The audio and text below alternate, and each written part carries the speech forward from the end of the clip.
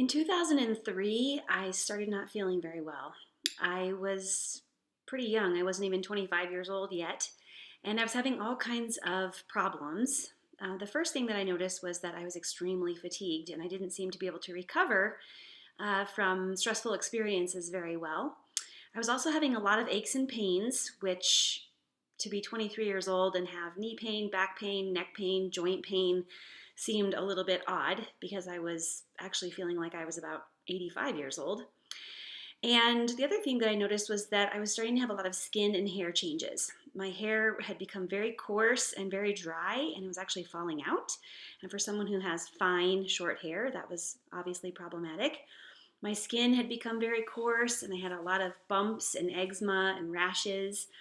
And lastly, I think the thing that was probably the straw that broke the camel's back was that I was gaining weight rapidly for really no reason. Nothing had changed in my diet and nothing had changed in my activity levels, although at the time I wasn't really eating as healthy as I should have been, and I also wasn't exercising as frequently as I should have been. But considering that I was young and all of these things were happening to me pretty quickly, I was pretty insistent to my doctor that we explore all the different testing options and make sure that we hadn't left anything uncovered.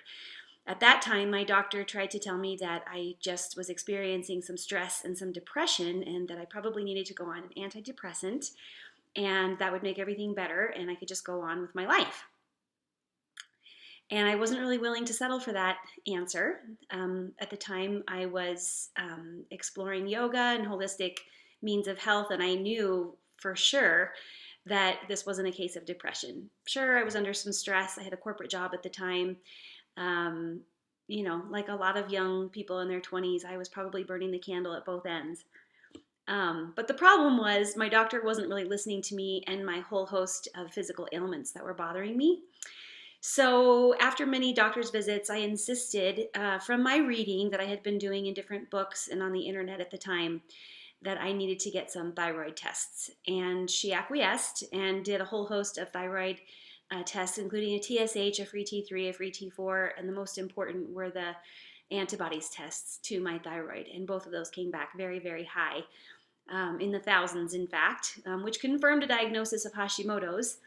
And she referred me to an endocrinologist, and that really begins my story of having Hashimoto's and how it has brought me here today to be working with clients who have Hashimoto's and to be starting this YouTube channel for people just like you who maybe are on a similar journey. So that's the beginning of my story, but I'll be sharing more with you later.